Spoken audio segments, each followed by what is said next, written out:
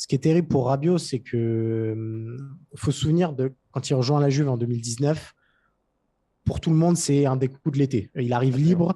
libre. Tout le monde pense que la Juventus Turin va lui permettre de franchir un cap, de devenir beaucoup plus régulier dans ses prestations, de devenir aussi plus décisif. Et en fait, 3 ans plus tard, il rejoint un club au standing inférieur parce que, qu'on le veuille ou non, Manchester United est devenu un club enfin, en tout cas, ce n'est plus un club majeur de Première Ligue. Et en plus de ça, son arrivée entraîne aussi une vague de scepticisme. C'est-à-dire que personne n'est réellement enthousiaste à Manchester United de recruter Adrien Rabiot parce qu'ils ont vu les limites du joueur. Ils ont vu que son apport à l'équipe première sera pas forcément évident et que ça résume finalement la trajectoire de carrière prise jusqu'à présent. Beaucoup, beaucoup d'espoir et beaucoup de déception jusqu'à présent. Peut-être que la Première Ligue peut lui permettre de se révéler. J'ai un petit doute et on va y venir. Julien, la question autour de ce mariage improbable, parce qu'on ne l'aurait pas imaginé au début de l'été, entre Manchester United et Adrien Rabiot, c'est de savoir tout simplement si ça va coller. Est-ce que toi, tu penses que Adrien Rabiot, recruté par Manchester United, c'est une bonne idée?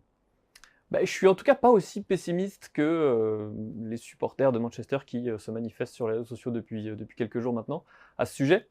Parce que pour moi, il répond quand même à un besoin sur le profil du joueur. Manchester a besoin d'un joueur qui est capable de faire le lien entre la défense et grosso modo Bruno Fernandes, si on schématise.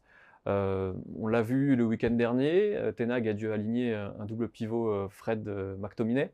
Alors j'ai beaucoup de respect pour ces deux joueurs, mais pour moi, ils ne sont absolument pas à la hauteur de ce que doit être Manchester United. Et donc pour moi, effectivement, Rabiot, il va apporter une vraie plus-value parce que c'est un joueur qui est capable de porter le ballon, d'accélérer le jeu aussi par la passe.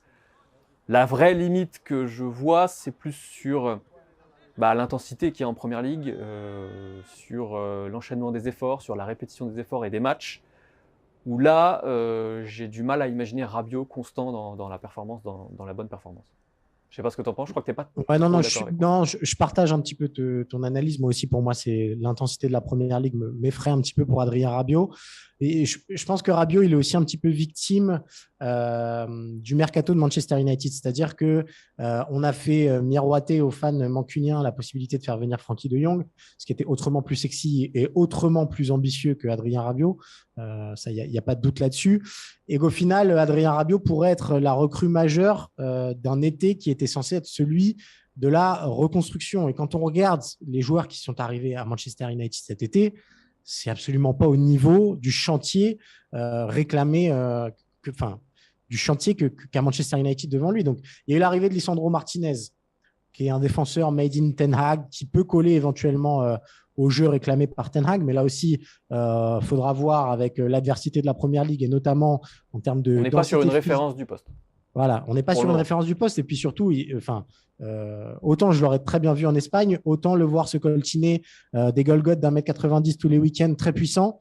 C'est pas du tout là où il excelle. Donc moi, j'attends de voir encore. Et puis, il y a aussi Raphaël Varane qui est déjà là avec Maguire. Est-ce que Lisandro Martinez sera titulaire? C'est pas évident. Ensuite, il y a eu Malacia, qui sera plutôt une doublure à Luke Shaw sur le côté gauche en tant que latéral. Il y a eu Christian Eriksen, qui est plutôt une bonne pioche, qui a un bon apport, mais qui là aussi ressemble plus à un éventuel remplaçant de Bruno Fernandes qu'à un vrai apport dans l'équipe type. Et donc, Adrien Rabiot qui arriverait en étant potentiellement le seul titulaire dans une nouvelle équipe type de Manchester United. Je comprends que ce soit déprimant pour les fans de Manchester United parce que finalement, l'équipe qui risque de jouer cette saison, c'est quasiment la copie conforme de celle de l'année passée, avec le seul changement Rabiot-McTominay. Et que ce soit Fred Rabiot ou Fred McTominay, ce n'est absolument pas au niveau d'un club qui prétend vouloir retrouver la Ligue des Champions, vouloir retrouver les sommets en Première Ligue. Et il y a aussi une chose qui m'interroge, moi, Julien, c'est le timing.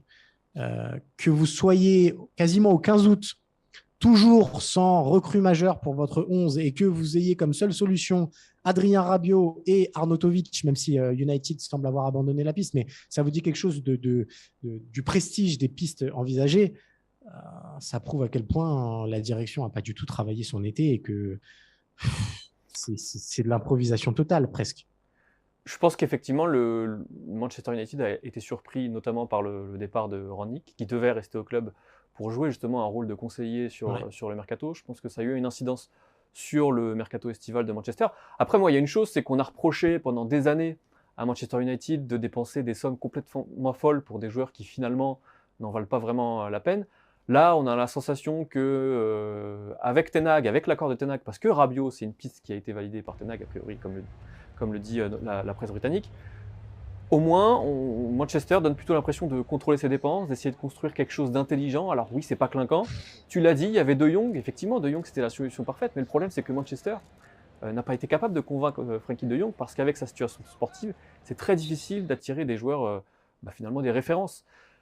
Est-ce que Manchester pouvait vraiment viser beaucoup mieux que Rabiot en étant sûr de pouvoir convaincre le joueur? Honnêtement, je ne suis pas certain. Je ne sais pas, mais en tout cas, ce qui est sûr, c'est que la priorité, à mes yeux, c'était pas de mettre près de 60 millions d'euros pour un défenseur central et de viser une doublure au poste de latéral gauche. On l'a dit, Fred McTominay, ça fait plusieurs saisons que ça ne va pas, que ça ne colle pas, que c'est tout simplement pas au niveau de Manchester United. Alors, individuellement, peut-être qu'ils peuvent trouver leur place, mais le duo n'est pas efficace. Et ce duo-là, il aurait dû être entièrement reconstruit. Et oui, on a reproché beaucoup à Manchester United ses dépenses à tout va. Il n'empêche, c'est un club qui n'a pas besoin d'argent. C'est pas un club qui a besoin de surveiller comme d'autres sa masse salariale. C'est un des clubs les plus riches au monde.